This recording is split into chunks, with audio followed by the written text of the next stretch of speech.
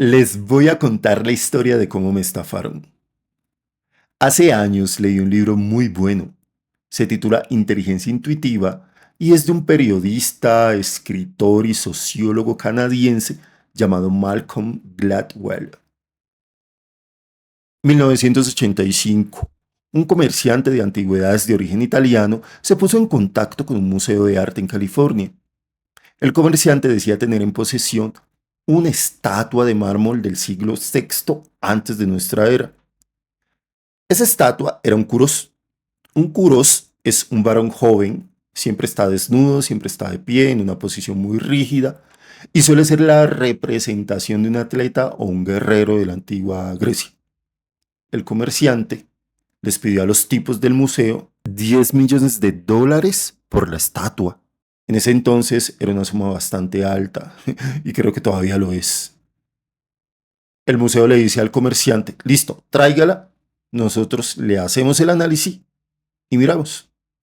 Esos museos suelen tener unos expertos en el tema. Uno de esos expertos se llamaba Stanley. Stanley era un geólogo de la Universidad de California y se pasó 2 días examinando la superficie de la escultura. Usó un microscopio estereoscópico de alta resolución, extrajo una muestra de 1 centímetro de diámetro y 2 de longitud de la zona situada debajo de la rodilla derecha y la sometió a análisis mediante microscopía electrónica. También hizo análisis de microsonda, utilizó espectrometría de masas y fluorescencia de rayos X. Mejor dicho, ¿qué no usó? Después de este riguroso análisis, el geólogo concluye que la estatua era de mármol domolítico. Era procedente de la cantera de la isla de Tasos. Eso le da más fuerza. Y también concluye que la calcita que componía la estatua estaba cubierta por una capa de dolamita. Y ustedes perdónenme la rigurosidad de los detalles técnicos, pero esto último es importante porque la dolamita tarda cientos de años en transformarse en calcito. O sea, en conclusión, el man le estaba diciendo al museo, ojo que esa pieza sí es antigua. Relajémonos un poco, que esto no es una estafa contemporánea. El museo decide creer en el hombre, sin embargo, realiza durante 14 meses una exhaustiva investigación. Después de ese análisis, los dueños del museo deciden comprarlo. Entonces abren las puertas del museo, exponen la estatua, el New York Times les dedica la primera página. Una revista de arte escribe una reseña sobre la belleza y autenticidad de la escultura, pero había un problema, y es que el Quirós tenía algo extraño. El primero en detectarlo fue un historiador de arte italiano. Al man lo llevan al estudio de restauración para que vea el Quirós, se queda mirando las uñas de la escultura durante unos segundos y dice, algo no me cuadra. Dice que esa escultura tiene un defecto, pero no sabe bien qué es. Es como una intuición. Después llega una experta en escultura griega. Esta experta cuenta que la escultura tenía un velo y que cuando le quitan el velo, la primer palabra que le llegó a la mente fue es reciente. ¿Reciente les parece una expresión adecuada para una escultura de 2000 años de antigüedad? No, ¿cierto? Uno espera que una escultura de estas esté sucia, esté desgastada, esté acabada, esté transformada porque estuvo mucho tiempo debajo de la tierra. La tierra degrada las cosas, las pone más viejas. Entonces la experta dice que había estado en diferentes expediciones y una de ellas había sido en Sicilia, el lugar donde supuestamente había sido desenterrada la escultura. Y ella dice que las piezas que extrajo de este lugar no se parecían en nada a la escultura del Curoi. También dice que las esculturas extraídas de este lugar no tenían ese aspecto. O sea, estaba demasiado limpia. Listo. Y aquí es donde empezamos a analizar un poquito qué fue lo que pasó. Tenemos un man que es un experto, que con un montón de aparatos hace un análisis y dice, esta obra es 100% antigua. Tenemos un museo nuevecito que recién va a sacar sus obras a la luz y que después de 14 meses hace un análisis exhaustivo, entre comillas. Y entonces dice, hey, la obra es auténtica. Y tenemos a otros que con solo verla dicen, ojo, porque esto parece ser una falsificación. Y lo dicen en cuestión de segundos. La única herramienta que utilizan es la observación. Pero entonces aquí viene una pregunta. ¿Por qué el resultado de los análisis arrojó que el mármol sí era de cientos de años de antigüedad? Y es que aquí hay una trampita. Y es que el escultor que le pasó la obra al comerciante sabía sus truquitos. Resulta que el mármol domolítico con el que había sido formado la escultura podía envejecerse rápidamente como extraído de la patata. Supongo yo que sé que el que falsificó la obra, el escultor, dejó unas patatas guardadas en una caja, en un lugar con humedad para que cogieran moho y el moho se lo restregó a la escultura y después medio la limpió. Yo qué sé. O sea, estoy siendo un poquito arbitrario y especulando. Entonces, por eso el experto del museo, cuando usa esta máquina, obtiene estos resultados, ¿cierto? Porque la máquina hace una lectura y no está mal, está bien. Solo que la máquina no es capaz de llevar las cosas a más allá y no tiene la forma. O sea, eso ya le tocaría al humano, ¿no? Hacer un análisis adicional. O sea, ¿cómo sé yo que lo que la máquina está arrojando es cierto? ¿Qué hace la máquina para llevar a cabo esos resultados? ¿Ustedes qué tanto confían en la inteligencia artificial? Porque ella se equivoca bastante. Están los expertos que sin necesidad de utilizar máquinas descubrieron que la escultura era falsa. Y ellos utilizaron un tipo de análisis que el periodista describe como rápido y frugal.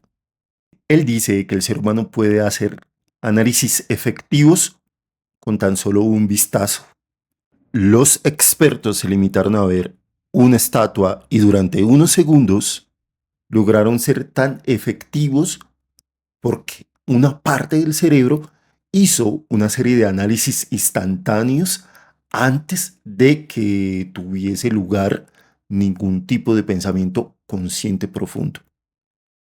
Yo creo que ellos sintieron lo que uno puede llamar el chispazo. Esa parte del cerebro que te pone alerta y te dice, ojo que aquí algo anda mal, ojo que esto huele a peligro. Y ese ojo puede estar en algo tan simple como las uñas del curoy o el aspecto níveo blanco limpio de la estatua, o en dos partes que sean incongruentes. Uno de los expertos, que creo que era el especialista de un museo en Grecia, donde sí había una estatua original, al verla dijo que la estatua parecía haber estado guardada dentro de una esfera de cristal. Eso quiere decir que nunca estuvo expuesta. Esas cosas no las ve una máquina. Eso no lo ve una inteligencia artificial. Hay que seguir confiando en los instintos humanos, en la mente humana, en la capacidad de observación del ser humano. Cuando a ustedes algo no les empiece a cuadrar, pónganse mosca, como dicen acá. Pónganse alerta. Supongamos que ustedes van caminando cerca a una cancha de microfútbol y de repente miran hacia un costado y el balón viene a toda velocidad a impactar contra la cabeza de alguno de ustedes. Ustedes se ponen a mirar el color del balón, las dimensiones, cómo va girando, si gira hacia la izquierda o hacia la derecha, la marca del balón, si está desgastado, no, sí o qué. Una de las razones por las que los seres humanos hemos sido tan capaces de adaptarnos y sobrevivir a lo largo de los siglos es por eso, es por la capacidad que tenemos de tomar decisiones rápidas en una fracción de segundo, en lo que dura un balón de fútbol en impactar sobre nuestra cabeza. Ahí no hacemos, ahí no hacemos análisis profundos, ahí hacemos un análisis rápido que tiene que ver también como con estar alerta y protegernos. ¿Qué podemos hacer? Levantar los brazos y cubrirnos, intentar esquivarlo. Algo intentamos hacer, pero no nos quedamos ahí parados viendo cómo el balón va a impactar sobre nuestra cabeza. Aquí hay algo muy interesante que dice Gladwell, que me encanta, y es que vivimos en un mundo que da por sentado que la calidad de una decisión está directamente relacionada con el esfuerzo dedicado a adoptarla. O sea, ¿por qué pensamos que una decisión después de haber sido revisada 20.000 veces es más eficaz que una a la que solo se le ha echado un vistazo ahí fugaz de rapidez o un solo vistazo? Hay un sesgo cognitivo detrás de, de ese pensar. ¿Por qué desconfiamos tanto de esa clase de cognición rápida? ¿Será que los imanes del museo, como tenían el afán de abrirlo rápido, y como casi no contaban con obras de prestigio como si había en otros museos que llevaban más años porque hasta apenas lo estaban abriendo, por el afán apareció un oportunista y dijo, ¡pran! Aquí está la oportunidad. Y ellos por querer quedar bien con el público y por atraer público, se apresuraron y decidieron comprarla. Y tampoco es que se hayan apresurado porque duraron, creo que se fueron 12 meses haciendo un análisis profundo. Yo creo que utilizaron otras máquinas aparte de las que utilizó el experto. Porque a veces por el afán de querer encontrarle una solución a lo que tenemos, a lo que venimos arrastrando, no nos fijamos bien, no observamos bien y por eso terminan estafándonos. ¿Será que el estafador ve ese afán en nosotros, ese brillo, esas ganas de querer sobresalir a costa de lo que sea, o esas ganas de querer solucionar lo que nos está pasando sin importar lo que esté pasando a nuestro alrededor? ¿Mm? O sea, si alguien nos demuestra que le ha dedicado tiempo al estudio de una obra, eso demuestra que merece más atención, eso demuestra que hay que valorarla mejor que aquel que le ha dedicado menos tiempo. ¿Qué es observar y qué es mirar? Y si esa persona que supuestamente nos está demostrando que le ha dedicado mucho tiempo al estudio de una materia, de una obra, de un objeto, ese demostrar cómo lo demuestra, con qué lo demuestra, cómo sabemos que lo que nos está diciendo es conocimiento profundo y no es pura parla superficial.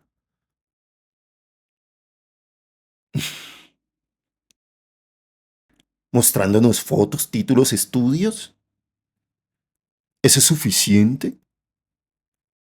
¿Cómo sabemos que es verdad y que esos títulos no son falsos?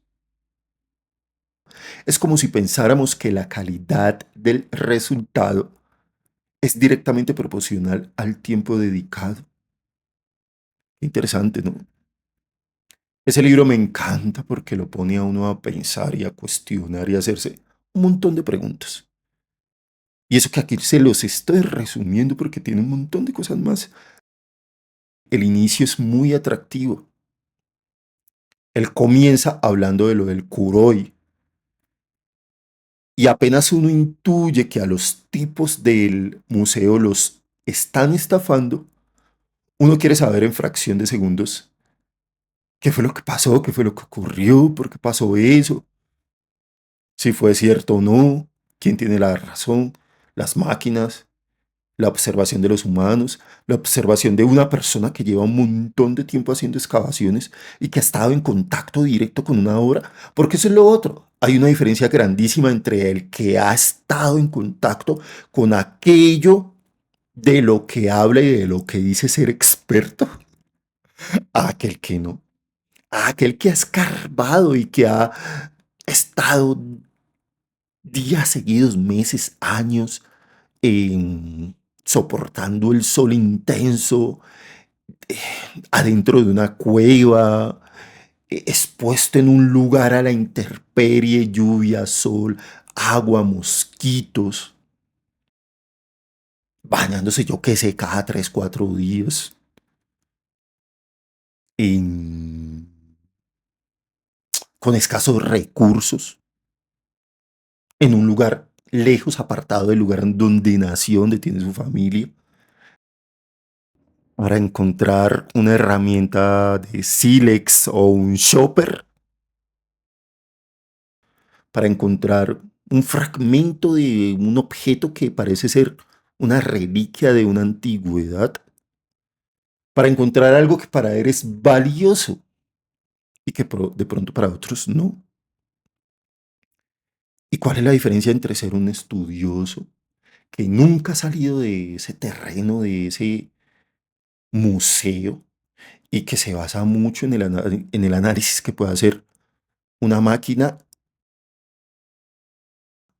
aquel que, como les digo, ha escarbado la tierra y ha buscado en esas capas, en la profundidad, y ha sacado una reliquia y la ha visto de cerca, la ha tocado, la ha visto su textura, su color?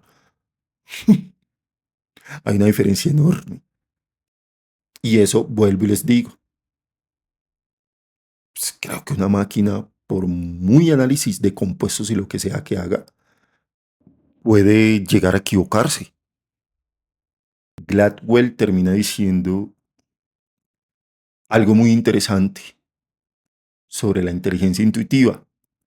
Él dice que las decisiones adaptadas, tomadas a toda prisa, pueden ser igual de buenas como las más prudentes y deliberadas.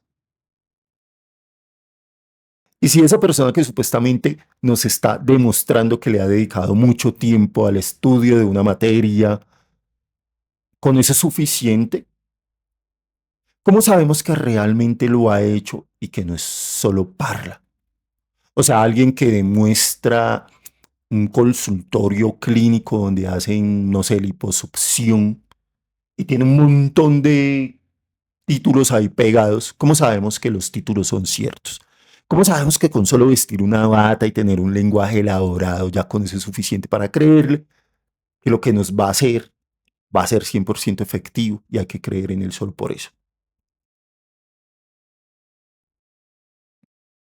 Es como si pensáramos que la calidad del resultado es directamente proporcional al tiempo dedicado.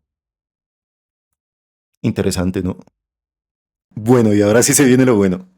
Aquí es donde entramos a la parte en la que digo que me estafaron.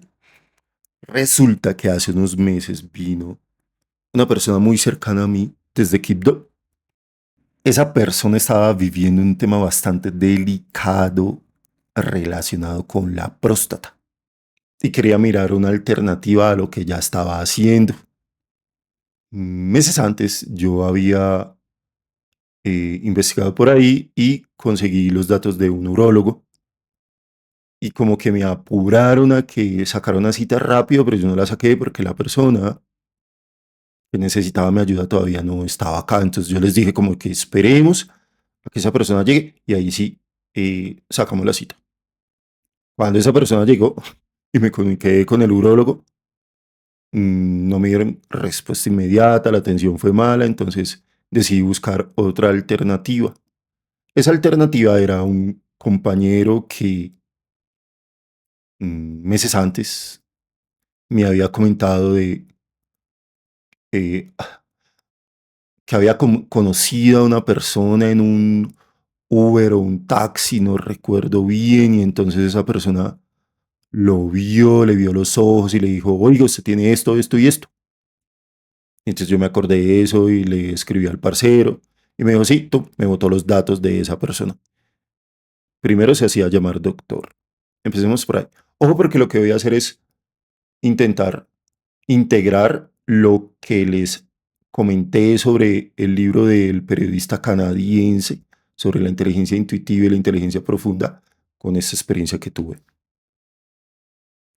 Entonces me comunico con él, quedamos de vernos y entonces llegamos a un lugar y lo primero que me sorprende es que la puerta era totalmente blanca y no tenía nada escrito y afuera tampoco. Yo dije, ¿será que estamos donde no es? Me equivoqué, me perdí. Le marco, le digo, ya estamos acá. Y esa persona me dice, ya salgo. Yo me empecé a desesperar porque de entrada no me gustó el escenario. Más sin embargo, decidí darle la oportunidad. Nos hacen entrar y es un pasillo de unos 2 metros, muy frío. Volteamos a la derecha. Y había alguien en el consultorio, entonces nos hacen esperar afuera. Y afuera es un pequeño pasillo donde hay 3 sillas normal, genéricas. Yo tampoco esperaba pues que nos recibieran así con una alfombra roja y con tinto, yo qué sé. Pero mm, el escenario no me gustó y me dio mala espina. Estábamos ahí esperando y me desesperé. Cuando te estás desesperando es porque el cuerpo te está diciendo, parce, no quiero seguir aquí. Y yo escuché al supuesto doctor, nos recibió con una bata azul normal, que estaba hablando detrás de la puerta con alguien. No nos hizo seguir porque tenía otro paciente. Y ese alguien era un supuesto alcalde. Eso me llamó la atención. Uno al escuchar alcalde, uno podría decir, uy, este man es un teso, está hablando con un alcalde. Mas, sin embargo, yo no comí de esa. Se me hizo extraño y más el consultorio no daba o de pronto no tenía los ingresos para que se viera como un consultorio chévere, bacano, pero sí estaba hablando con un alcalde, ¿cierto? Nos hizo esperar, salió la persona a la cual estaba tratando, nos hizo entrar. O sea, yo sentí mucho frío en ese lugar. Había una Biblia puesta en una especie de tótem, o no sé cómo llamar eso. Era algo construido de madera que tenía unas manos abiertas y encima de las manos estaba una Biblia grandísima. La Biblia estaba en un cuarto de 2 por 2, diría yo, y solo estaba la Biblia en el centro. Muy simbólico, ¿no? Pero me pareció también un poco teatral, como hecho para sorprender. Segundo signo que veo, tercero, no, tercer detallito, nos hace sentar y empieza a escuchar a la persona con la que yo iba. No esperaba que esa persona tuviera tantas cosas encima. Tenía una luz azul como una especie de reflector pequeño, como que nos iluminaba a nosotros y el entorno, como un entorno muy prefabricado, muy ficticio, diría yo. Después de que el supuesto doctor escuchó a la persona con la que yo iba, empezó a decir unas cosas que no me sonaron muy convincentes. Y una de ellas era que había estudiado acupuntura en China, que tenía un laboratorio, que en su laboratorio él tomaba las notas y le pasaba la receta a su asistente y la asistente las llevaba al laboratorio. Nos terminó cobrando una suma exorbitante, 3 millones algo. También dijo que había estado en Quibdó, en el Pacífico. Ah, eso lo dijo solo cuando escuchó que éramos de allá. Nunca le pregunté en qué lugares. Le hubiera preguntado y me hubiera contestado, de pronto me convence un poco más. Y eso tampoco es garantía.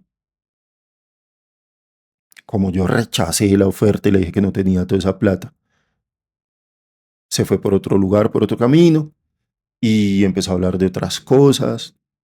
Y entonces yo le dije, venga, pero de todo lo que le acaban de decir, es que yo no necesito que se cure de todo. Yo necesito para lo que al más le está afectando, que es el tema de la orina y demás. Entonces le dije, ¿qué hay en concreto para eso? Y me mencionó tres cosas. ¿Qué valen esas tres cosas? 600.000 pesos me iba a cobrar. Yo le dije, yo no tengo esa plata. Y entonces ya me iba a ir cuando me retuvo. Yo no me recuerdo. Ay, no, me dijo, ay, entonces venga y le aplicamos unas ampolletas, unas inyecciones para no sé qué y se las cobro barata. Yo le dije, es que no voy a dejar que a él le apliquen eso.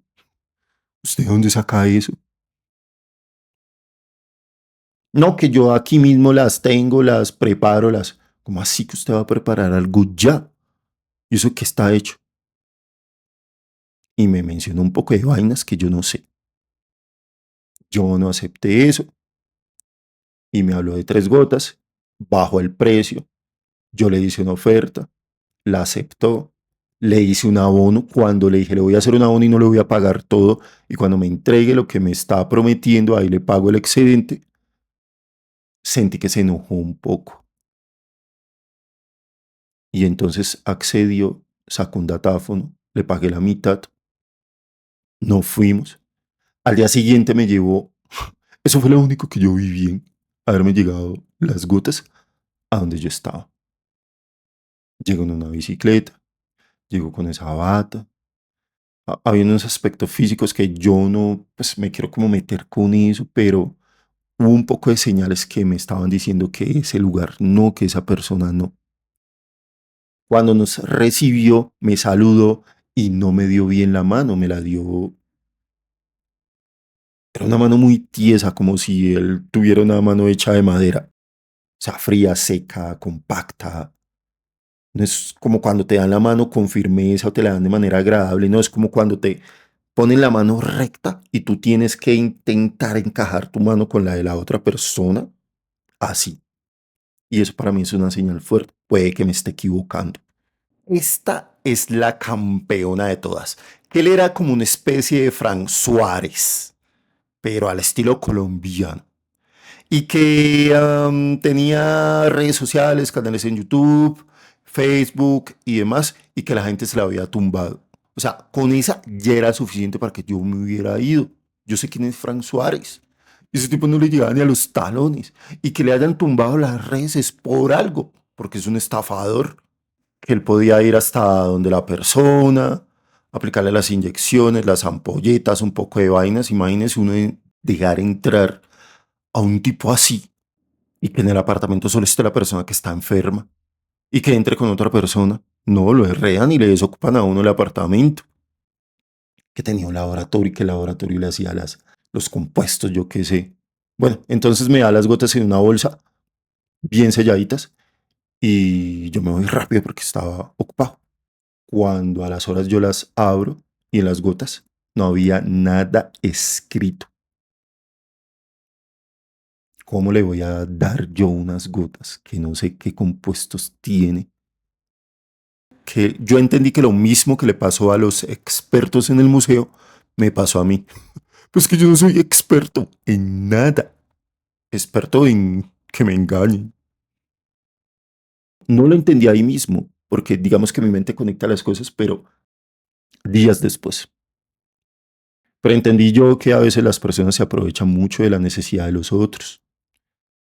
Hay gente que tiene, que sabe observar muy bien, que sabe aprovecharse, que ve ese afán, que ve esa urgencia, que ve ese miedo, que ve esa desesperación. Y por muchos libros que uno haya leído, te cogen y te dan tres vueltas y hasta ahí.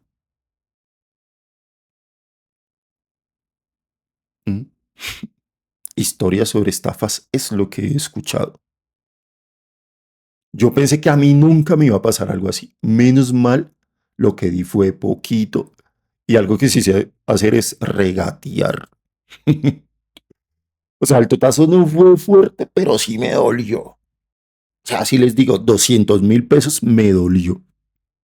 Y 200.000 pesos no van a curar a una persona que viene con un tema tan complejo de hace mucho tiempo. Eso fue otro análisis que yo debía haber hecho. Pero, pues claro, como uno quiere que la otra persona vea que uno está haciendo el esfuerzo, uno hace ese tipo de cosas. Yo llegué con las gotas y le dije, usted no se va a tomar eso. Sin embargo, yo tomé un poquito para ver a qué sabían. Al día siguiente amanecí con un montón de granos en la espalda. No, es mentira. No sabían a nada. Ay, tras del hecho, cuando estuvimos en el supuesto consultorio así, seco, frío, sin nada, con una luz que parecía una discoteca, le iban a aplicar dizque unas inyecciones.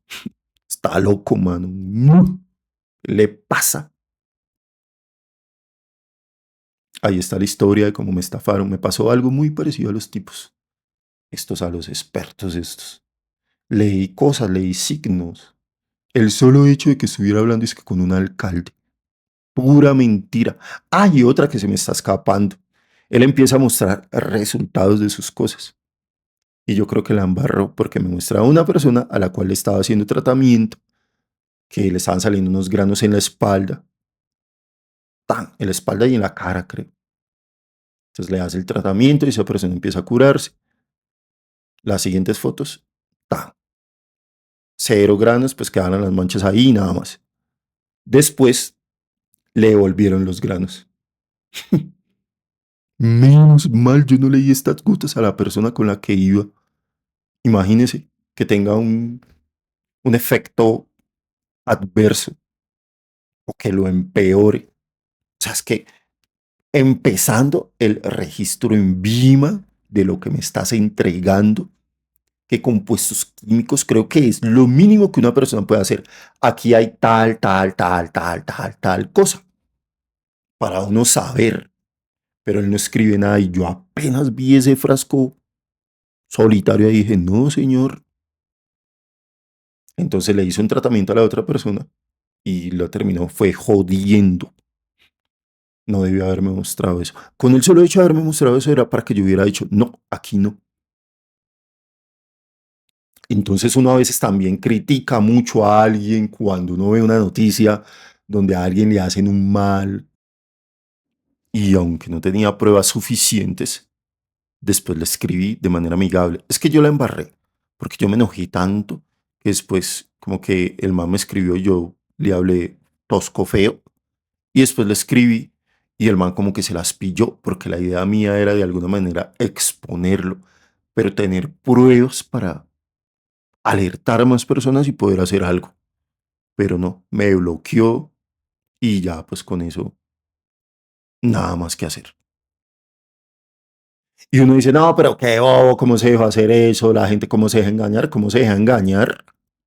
Ja, una persona desesperada es capaz de hacer cualquier cosa.